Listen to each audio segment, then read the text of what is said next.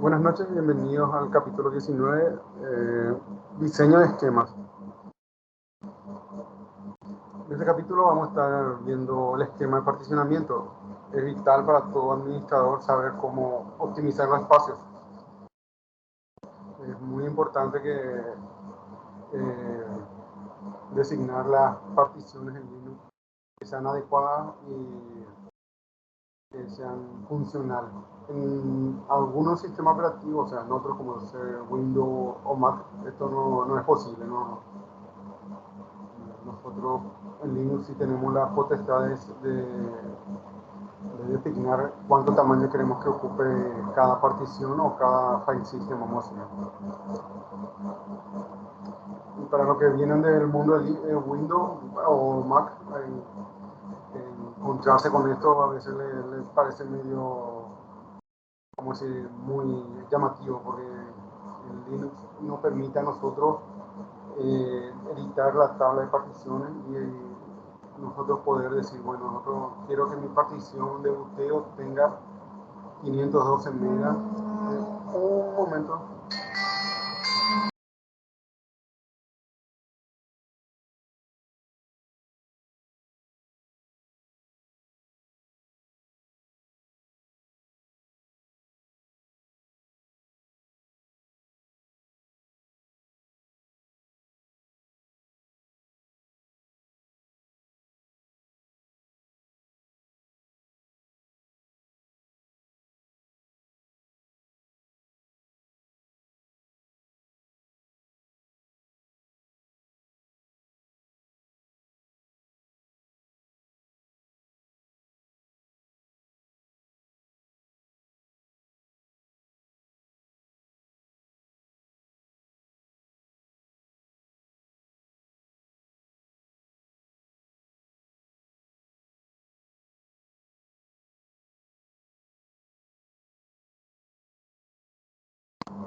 Perdón, estoy vendiendo nomás la llamada de mi señora que está con mi hija en el hospital. Vamos a continuar.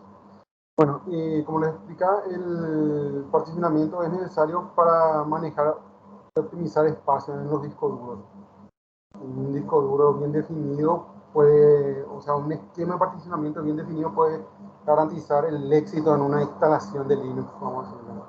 Porque si bien podemos instalar por defecto como viene, podemos caer en varios errores ahí al instalar o permitir que Linux no particione automáticamente, vamos a decirlo, porque nos puede asignar espacios a directorios que no necesitamos. Entonces siempre es mejor, si es un servidor al menos, si es un servidor, es obligatorio prácticamente que el particionamiento se haga de forma manual y que cada particionamiento esté hecho de acuerdo a la función que va a tener el sistema operativo, el servidor, vamos a decir. Si un servidor que va a tener va a ser un servidor web, vamos a ponerle, entonces sabemos que nuestra instalación del Apache va a estar posiblemente en la barra bar, entonces necesitamos que esa barra bar no sea parte del sistema operativo en sí, sino que sea una parte que tenga asignado un espacio determinado en disco, porque si se llega a llenar el barra bar, puede que use todo el espacio en disco y si no, nuestro servidor se nos quede no operativo. O le ponemos simplemente al barra bar aparte para garantizar que tenga siempre un espacio determinado. Y una vez que se va llenando otra vez el monitoreo, vamos a poder asignarle más espacio si es que es necesario.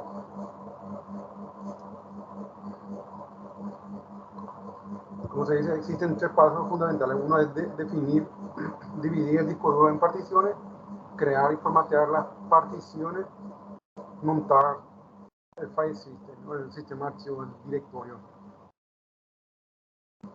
Y antes de eso, yo creo que habría un paso cero que sería definir qué función va a tener el equipo. Porque por ahí nosotros estamos particionando para un servidor que va a estar en otra cosa, va a hacer otra cosa, pero en realidad su tarea va a ser otra.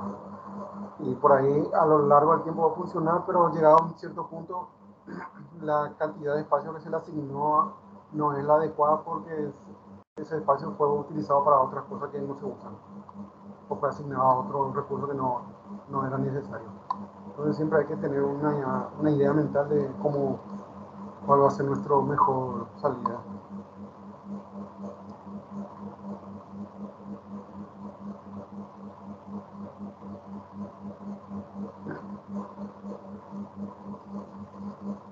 Y acá hace una analogía de que es un contenedor de almacenamiento capaz de almacenar todos los archivos, pero a su vez es beneficioso de repente dividir ese contenedor en pequeños espacios para que uno pueda maximizar el uso. Acá vamos a ver cómo está, vamos a entender cómo está armado un disco duro internamente, sé que nunca desarmaron uno. Básicamente son, bueno, estos son los hard disks viejos, los discos mecánicos que se dicen ahora mismo. Los discos actuales de Samai lo único que van a ver es chip de memoria, nada más que eso. Pero la mayoría de los discos hard disk, vamos a decirle, tienen esta estructura, unas paletas, cilindros y head, sector, el cabezal, el brazo del cabezal. Este es un sector, este sector tiene que hacer juego con el de abajo y con el de abajo, y eso va a generar un track, vamos a decirle. Acá está definido como track, pero el track es realmente este acá, sería este y este que está acá. Porque el disco duro lo que hace es escribe acá, acá y acá, porque este tiene tres cabezales. Entonces los tres cabezales escriben al mismo tiempo en una misma ubicación en los tres discos duros. Entonces eso forma un track, vamos a decir, y esa es la información que se guarda ahí. Entonces en el siguiente giro por ahí la información va a estar acá, acá y acá. Y así va variando hasta que va entrando y va entrando. Entonces, para que tengan una idea nomás, si se daña esta acá, posiblemente se va a quedar inconsistente o se va a perder el dato. Por eso es lo que ocurre, que a veces los datos se pierden. Un disco duro empieza a fallar o el cabezal de un lado empieza a fallar y esto sigue funcionando, entonces esto se pierde. Estos son sectores y este es vamos a decirle, tipo una guía donde se van montando los platos y que sirve para que giren todo al unísono. Todos giran al mismo tiempo, a la misma velocidad y al mismo sentido.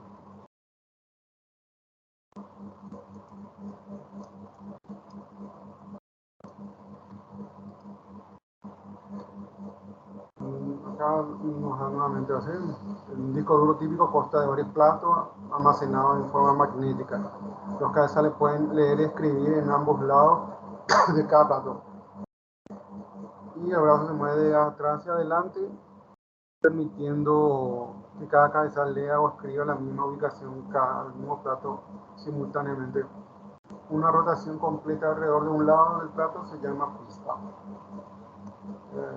Información. Este es el diagrama de un disco duro donde se puede ver como le expliqué hace un rato, que el track es lo que nosotros llamamos la información que realmente nosotros vamos a tener que estamos escribiendo.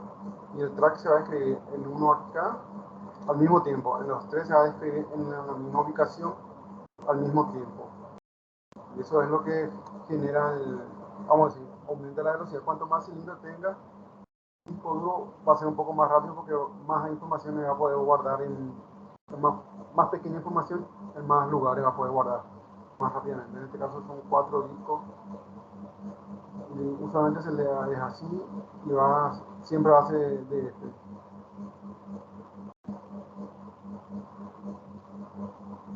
Entonces, para que tengan una idea de cómo está o cómo se almacenaba antiguamente la información en disco duro. Ahora es todo SSD, M.2, otra tecnología ya. Esta información ya es antigua, vamos a decir. Un disco duro típico puede tener miles de cilindros. Se puede asignar varios cilindros consecutivos en una partición, por ejemplo, conseguir una siguiente gráfica. La primera partición, o sea, el barra boot, como si le iría del 1 al 554, vamos a ver. Entonces, de acá a acá puede ir una partición.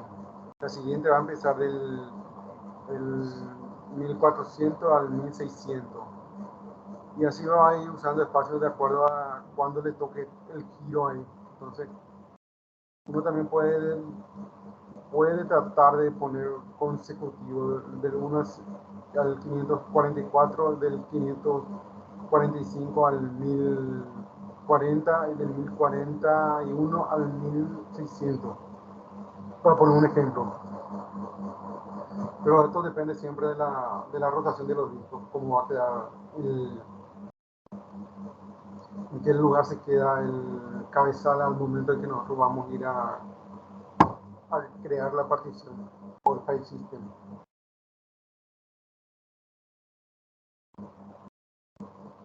Para definir,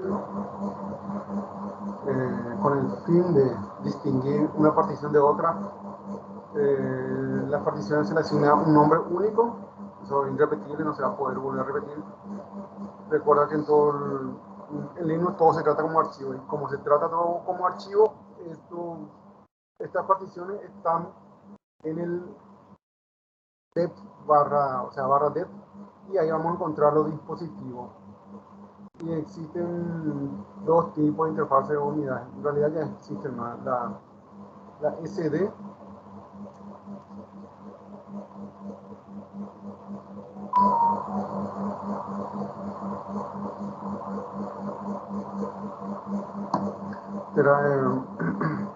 las unidades cuyos nombres comienzan con SD, pueden ser unidades SATA, SCSI o unidades USB.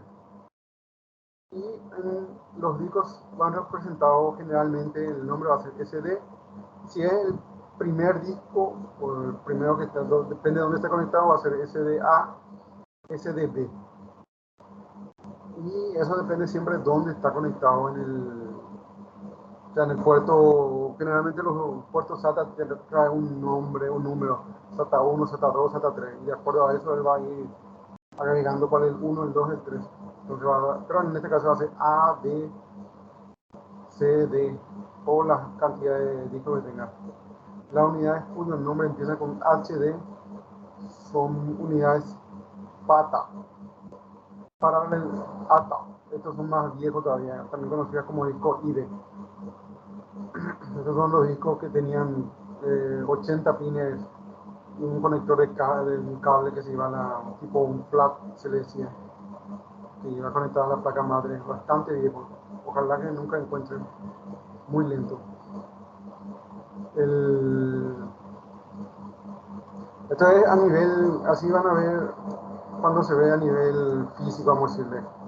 Una vez que se particione el disco, a esto se le va a agregar un número seguido a la A. SDA1, SDA2, SDA3, de acuerdo a la cantidad de particiones que le demos. Y esto también hay que tener en cuenta las cantidades de particiones que vamos a usar. Porque hay ciertas limitaciones de acuerdo al tipo de sistema que estemos usando. Acá hay un ejemplo, vamos a ver, las particiones luego se les nombra unidades, se le agrega un número al final, como les comenté, y para distinguir la partición de otra. Por ejemplo, la partición ubicada SDA sería SDA1, SDA2, etc. Y si hay otro SDB, sería SDB1, SDB2 y así sucesivamente. Acá tienen en el directorio dev, perdón, en el directorio dev hace un ls el SD y sale SDA, que es el disco en sí, la unidad disco. El SDA1 sería una partición, SDA2 sería otra partición, hasta la SDA9. Ahora, ¿qué pasó con el 8? No sé. Y el 5 tampoco. O sea, posiblemente sea un tipo de partición extendida, no. Así ya va a ser la 3.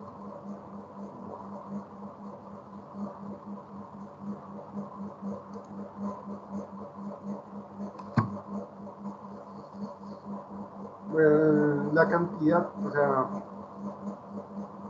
anteriormente con 4 particiones era lo que bastaba. Eso es Hubo el sistema Master Boot Record que usaba el MBR. Entonces, históricamente el número de particiones que un sistema puede tener está limitado por el arranque maestro. Y la tabla de particiones, o sea, eso es una limitación por la cual también se cambió el Master Boot Record, o sea, el MBR por el GPT ahora.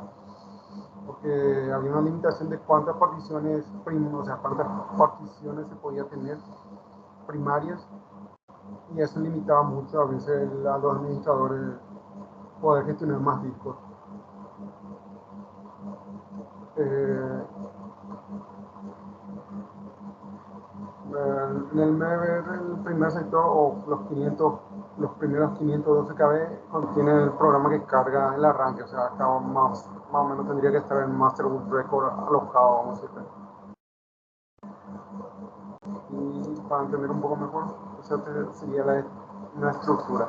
Los discos tradicionales utilizan particiones con MBR, solamente pueden tener 4 particiones primarias. Entonces, si ustedes agarran y hacen una partición, dan 4 particiones primarias, ese disco ya no se le puede más particionar. Y si en la cuarta partición uno no usó todo el espacio disponible, ese espacio ya quedó ahí para el olvido. A no ser que se te rompa todo el disco duro y se vuelva a crear de cero otra vez, no hay forma de modificar eso. Bueno, se puede con algunos programas como el Gparte y el Parte, creo que es en Linux, el Gparte, y otros programas ya de tercero, no más de Linux, que pueden ayudar para extender una partición que fue creada de forma incorrecta, pero no, si es Linux puro 4, y si no le asignaste todo el espacio, ese espacio ya no se más, o sea, no es visible para el usuario. La limitación de las 4 particiones, como se ven, también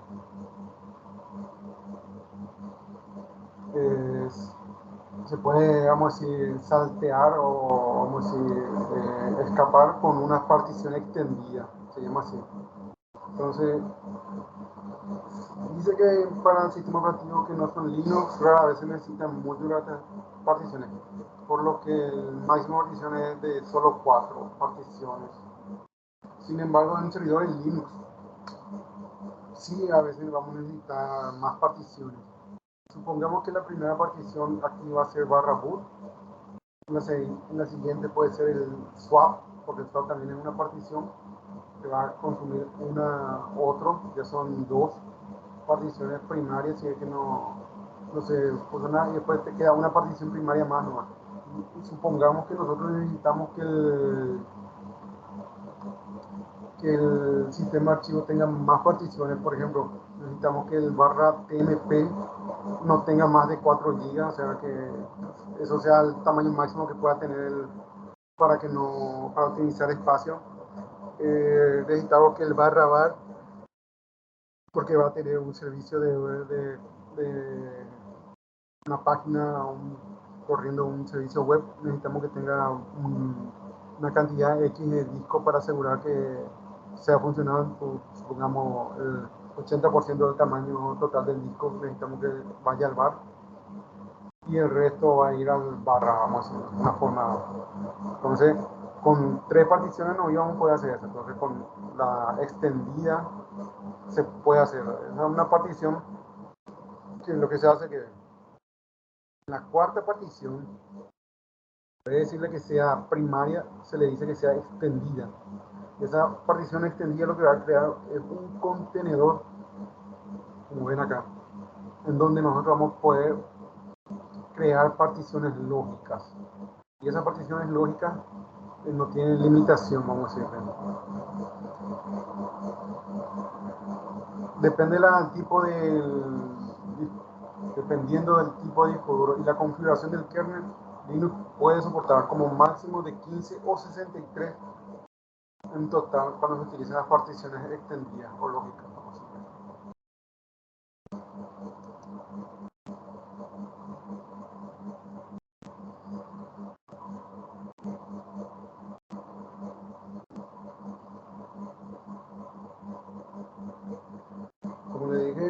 la limitación del Masterbook del MBR era que tiene hasta 4 particiones primarias o 3 particiones primarias, 9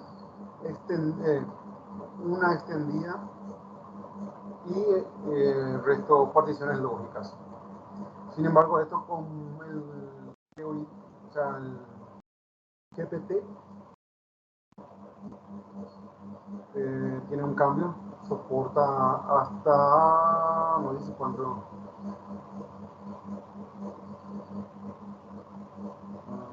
admite hasta 128 particiones en un disco y admite tamaño de 9 zettabytes o 100 bytes, no me acuerdo cómo era. O sea, es una partición bastante más completa y soporta UEFI, soporta muchas cosas. No, soporta el MBR.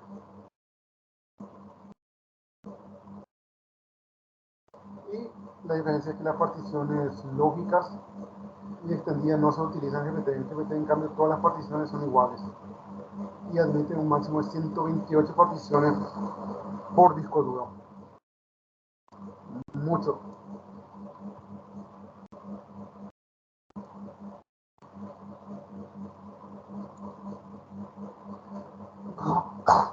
Perdón.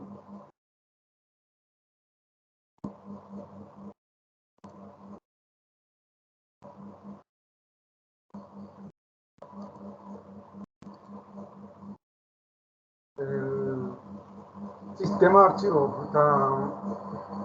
Lo importante que nosotros debemos manejar también son los sistemas archivos donde vamos a colocar los archivos para colocar. Entonces nosotros tenemos que tener un sistema archivo que se va a montar desde la raíz en todas sus ubicaciones jerárquicas, como vimos, tiene barra la raíz, después viene barra boot, barra en algunos casos barra root, barra UCR, barra home, barra bar, barra TNT. Esto es simplemente para organizar el sistema. Por una vez que ya se hizo el particionado, básicamente el sistema va a instalarse y lo que nosotros necesitamos es que se tenga una cierta organización para que no esté todo disperso. Entonces, para eso sirve el file saver. Y cada archivo o cada tipo de archivo va en un directorio que le corresponde.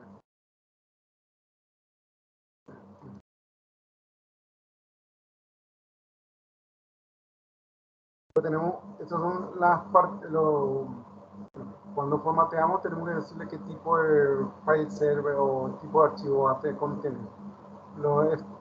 Que serían los tipos extend 2, extend 3 que ya están en desuso, extend 4, el XFCE, más rápido, el BFAP, ISO, UDF.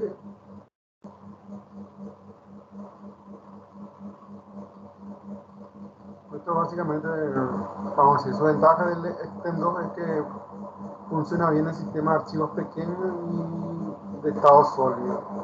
Capacidad de registro journal, lo que hace susceptible a pérdida de datos en caso de corte de energía.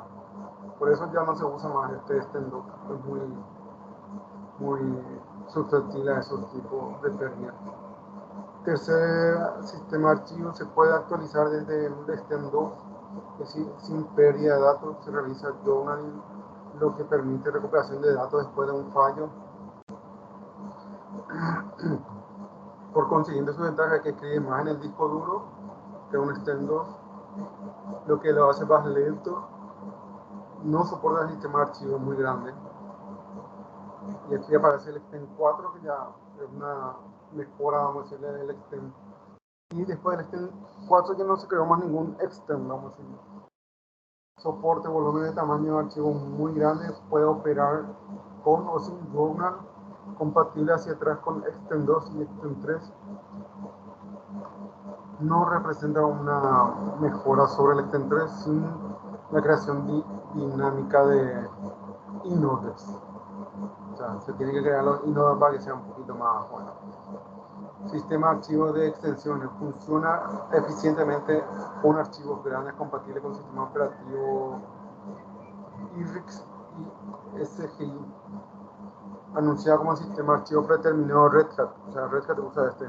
Lo único que no podemos hacer con esto si tenemos es reducir el archivo, el file system. No podemos hacer eso. Sí podemos agrandar, pero no reducir. El BFAP es para lo que sería FAT32 o lo que fuera eso, compatible con todos los sistemas comúnmente extraíbles.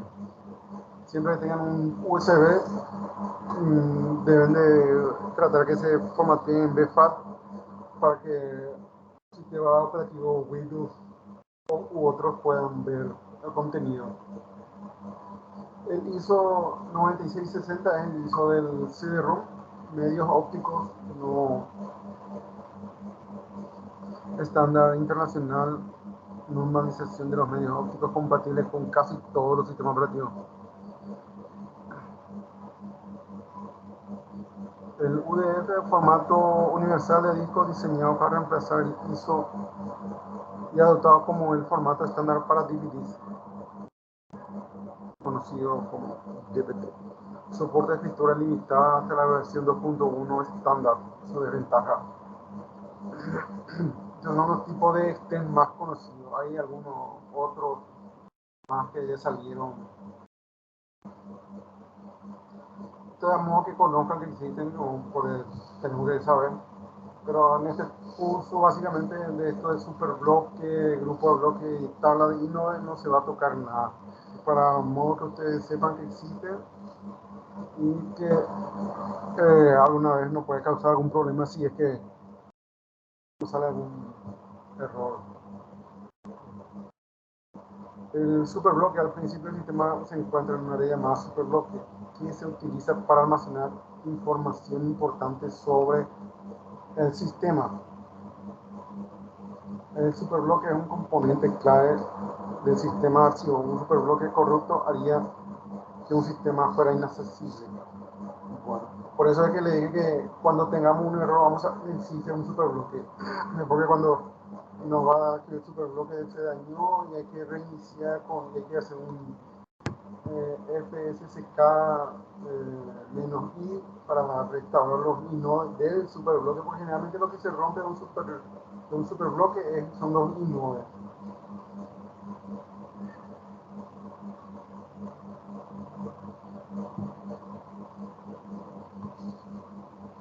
Un bloque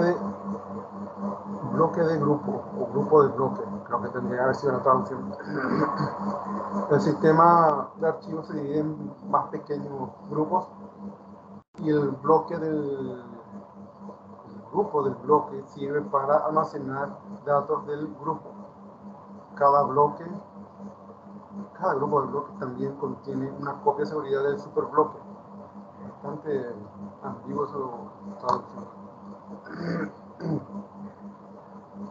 Básicamente maneja una copia de seguridad de lo que hay, de la información que contiene el superbloque. No creo que mantenga todo, pero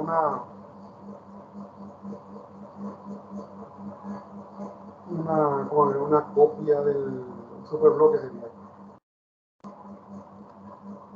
La tabla de Inode, como le digo, es lo que usualmente es lo que se corrompe, lo que se pierde cuando el servidor se reinicia incorrectamente o algún sistema o algún fallo a nivel de hardware, lo que permite que esto se destruya. Pues si un sistema operativo funciona normalmente, si uno le da actualizaciones y tal y reinicia normalmente, no va a haber ningún problema, pero cuando se apaga de una forma abrupta, puede que algún proceso principal estaba corriendo en ese momento y su inode o su número único de identificación en el sistema se rompa o se quede huérfano, y al reiniciar nosotros al reiniciar el sistema trata de búsqueda y da que hay inodes dañados.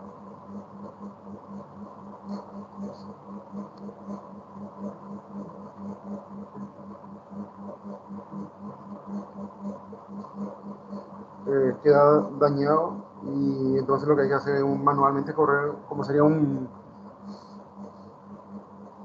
escaneo del disco, a un autoescaneo, reparación del disco. Usualmente el mensaje va a salir, o corre al comando FSK con -i para las opciones para recuperar los nodes. O sea, usualmente sale un mensaje de guía.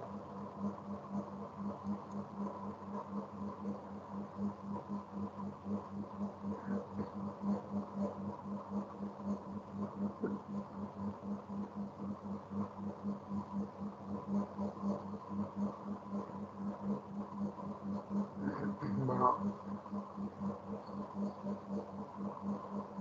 sistema de archivos físicos versus virtuales. Un sistema de archivos físicos hace referencia a la forma que está organizada los archivos y directorios en un disco, vamos a decirle. Supongamos que un sistema operativo consta de 5 particiones. Para poder acceder fácilmente a estas particiones, un sistema de archivos debe funcionarse en una estructura virtual. En Microsoft Windows esto se logra asignándole la letras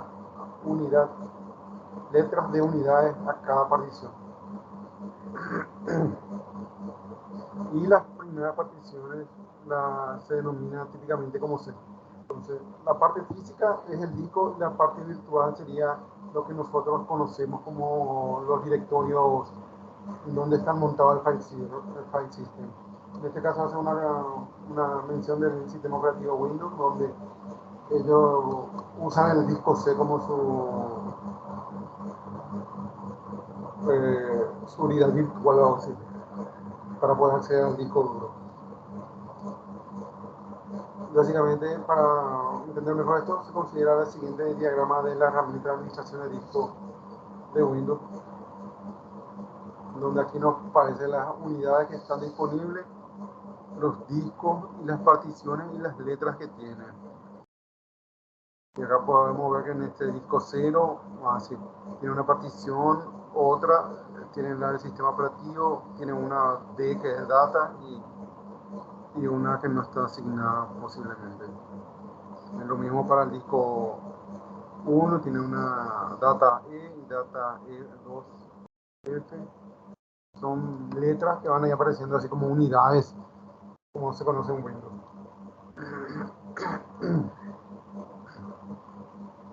En Linux no hay unidades, como les dije, en su lugar se le asigna a cada partición un nombre, como se mencionó anteriormente, y se le pone el número. SATA, SCSI USB, SDA, DEP SDA1 sería la partición 1, DEP SDA2 sería la partición 2. Si hay un disco segundo que es un SATA, sería DEP SDA-B1. En caso de que tenga una partición, lo que es ID, HD, 1, HD2.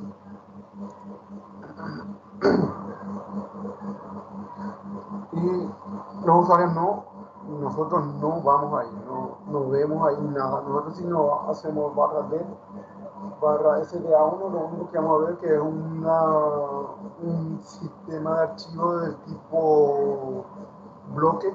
O sea, si hacemos un ls-l, posiblemente nos va a salir una D al inicio, que nos indica que es un tipo bloque, que no se puede acceder a ese archivo de forma directa.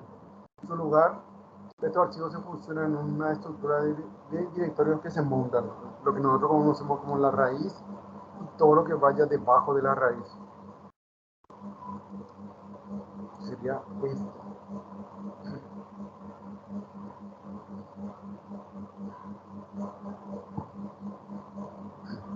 Si alguien, o sea, si alguien que no conozca de Linux y empieza así, trabaja acá, lo más probable es que pueda asumir que todo esto es un solo disco duro, pero podríamos decir que el barra home muy bien puede ir en un disco duro, un SDB. Esto, vamos a decirle acá es un SDA1, y acá el barra puede estar en una partición que sería SDA1, y así sucesivamente. El bar puede estar en otro disco duro, en otra partición del disco duro también, sea, esto se puede subdividir y el usuario final no va a ver. Porque una vez que se inicia el sistema operativo y se cargó y se montó todo, eh, funciona como si fuese algo transparente para el usuario. En esta siguiente podemos ver, por ejemplo, que tenemos el bar y tenemos que precisamente el SDA3 pertenece al home y el SDA2 a lo que es el barra bar. Todo lo que está acá se montan en el bar. Entonces, una vez, o sea, perdón, para que esto sea transparente, la configuración de esto debe hacerse en un archivo dentro del etc, el fstab, donde le vamos a decir nosotros cómo montar. Eso creo que lo vemos más adelante o en la siguiente clase. ¿Para qué crear particiones? Bueno, primero que nada, soporte múltiples sistemas de archivos. Lo principal, porque nosotros como administradores querríamos que soporte otro sistema de archivos. Por ejemplo, ahora, anteriormente, allá cuando se habrá hecho este material, las máquinas virtuales, vamos a decirle, VMware, lo que sea, de Microsoft, tenemos el Hyper-V, o VirtualBox, y el Linux es el QEMU, no eran muy populares, vamos a decirle, no se usaban mucho. Y se estaba empezando estaba empezando a nacer recién eso de virtualizar, el concepto de virtualizar equipo. La integración de máquinas entre lo que estaba virtualizado y lo que era el host era bastante más tosca, vamos a decir, lo que es ahora. Ahora la mayoría ni siquiera sabe que se puede particionar un disco duro para poder tener un sistema de boteo dual. Y ahora, ¿para qué quiero dual si no me va a servir si tengo que apagar uno para prender el otro? Entonces, ¿qué es más fácil? Tener una máquina virtual donde yo trabajo con la máquina que es totalmente trabajo, ya sea Windows, Linux o Mac, lo que sea, y virtualizo la que necesito trabajar esporádicamente o con la que estoy trabajando, estudiando, vamos a decir. Los directorios de inicio se hablan de lo que es el directorio de los home de los usuarios, donde podemos, como vimos, podemos ponerle en un directorio en particular, en una partición, donde sabemos que el tamaño, lo que ellos van a estar usando o van a estar abarcando, va a estar limitada por ese espacio que se le asignó a esa partición. Después por ahí, si es que necesitamos agrandar de acuerdo al tipo de particionamiento que usamos, si usamos un LVM vamos a poder extender. Si lo particionamos de forma normal, vamos a decirle que no vamos a poder hacer mucho por él. Los directorios comunes de escritura, por ejemplo, tenemos un directorio donde va a ser muchos usuarios van a escribir. Podemos ponerle que sea un barra data, vamos a ponerle, y ese barra data en realidad es un barra dev barra sd1, que es un disco de 1 tera donde van a tener los usuarios espacio para que puedan escribir sus archivos. Seguridad, porque va a evitar que otro file system llene el file server principal y va a dejar eso que no funcione, vamos a decirle. Y también vamos a poder tener más control sobre cuáles son los usuarios que van a estar accediendo a él. Después tenemos actividad intensa, que podríamos decir que es casi lo mismo que directorio de escritura común, pero en este caso son archivos directorios donde va a haber mayor intercambio, más rápido. Entonces, para esa unidad, por ejemplo, por ahí estamos limitados efectivamente en dinero, y no nos podemos dar el lujo de tener un disco de 3 teras SSD, solo podemos comprar un disco de o la empresa nos dice, no, te vamos a comprar uno de 1 tera y con ese arreglar. Entonces lo que podemos hacer, montamos todo el sistema de archivo, todo el file en un disco normal mecánico, y la partición donde necesitamos que sea más rápida, podemos asignarle al disco SSD, por ejemplo, para que sea un poco más veloz a los usuarios finales.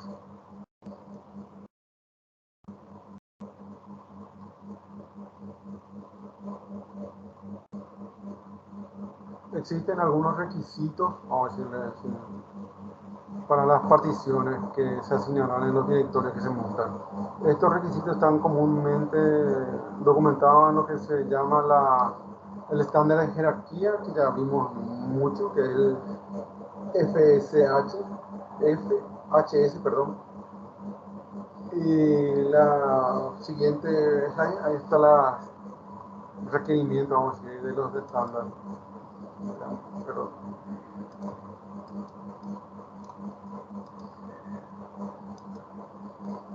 básicamente el barra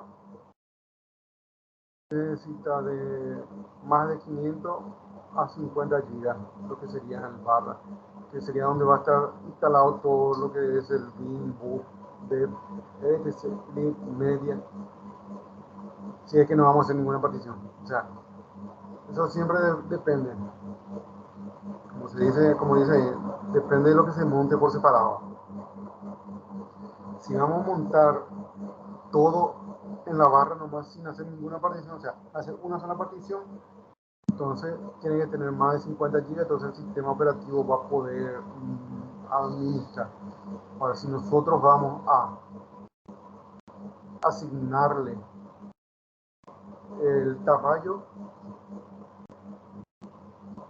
a la partición boot, por ejemplo, le tenemos que dar que el boot como mínimo requiere 500 megabytes y como un máximo 2 GB para la versión de UEFI.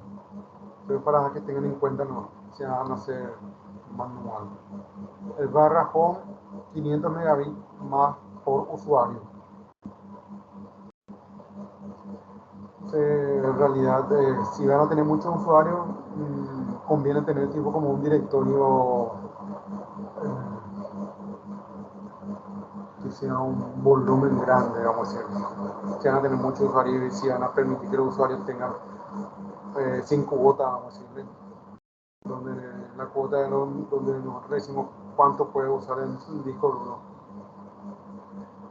El TMP es el directorio que se utiliza para archivos temporales de sistema y usuario, mínimo 5 GB o más.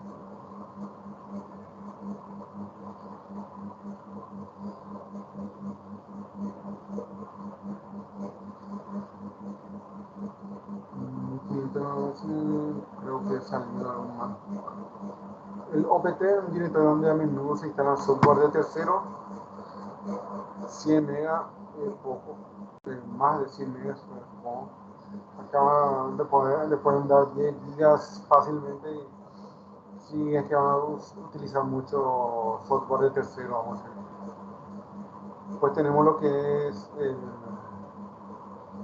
cuando se instala usualmente el swap. El swap es algo que hay que tener muy en cuenta porque anteriormente se decía el doble de lo que es la memoria RAM. Si es 4 GB, 8 GB, por ahí no te va a afectar mucho en tu disco duro, en el tamaño final de tu disco duro, pero si tenemos, por ejemplo, ahora fácilmente uno puede encontrar con una computadora que tiene 16, 32 GB y no le vas a poner 64 GB de RAM de swap a tu equipo. No es factible eso. Entonces el swap es algo que tenemos que tener en cuenta. Si tenés 32 GB, muy difícilmente tu equipo vaya a tener que usar el swap. Sí, salvo que sea un servidor de base de datos y que estén dándole con toda la base de datos, pero igual así no creo. Lo recomendable es ponerle de 8 GB o 8 GB cuando tu memoria supera los 16 GB. Cuando la memoria RAM supera los 16 GB, conviene dejar el SAP en 8 GB más o menos para que tengas, no para que porque, porque necesites. El barra UCR contiene lo que es donde se instalan todos los archivos de 10 GB en adelante, yo diría dejarle, si es que queremos ir particionando cada partición. Yo en realidad, si es de por mí, diría lo que necesitamos sí o sí, dependiendo si es un barra boot, si es un Linux viejo, barra boot, o si es un Linux más nuevo, barra boot, barra EFI. Acá dice 500 megas barra EFI, 250 digamos, para el EFI. Sería 3 particiones lo que son principales, 4, dependiendo de lo que va a hacer. Si va a hacer un servidor barra de página web o algo así, o de impresión o lo que sea, el barra bar tiene que estar sí o sí en un punto de montaje. Tiene que ser un barra dev barra SDA 3 o 4 con un tamaño de 20 GB, vamos a decir. Y el TMP no lo tocaría, tampoco el COM.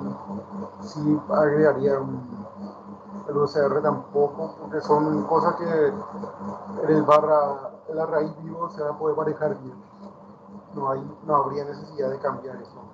Pero sí para tener un poco de control, dejaría al barra bar fuera en otro file, no file, en otro disco, no disco duro tampoco, en otro dispositivo, en otro dev barra SDA, si hay SDA 1 para el barra boot, SDA 2 para lo que sería el swap, SDA 3 para lo que sería todo el barra bar, vamos a decirle, que le voy a dar unos 10 a 20 gigas, y un barra, la barra nomás, o sea, la barra jerárquica, vamos a decirle, la raíz, le daría el resto del espacio. Pero esto depende de la instalación que vamos a hacer cada uno. Si vamos a hacer una instalación de un servidor que es donde van a conectarse muchos usuarios porque van a tener algo de datos ahí, entonces los usuarios son los que van a dictaminar el tamaño. El barra home va a ser más grande y conviene que esté dentro de otro dev barra SDA o SDB1 que tenga unos 200 GB para que los usuarios no se queden sin espacio posible. Si van a guardar los documentos ahí.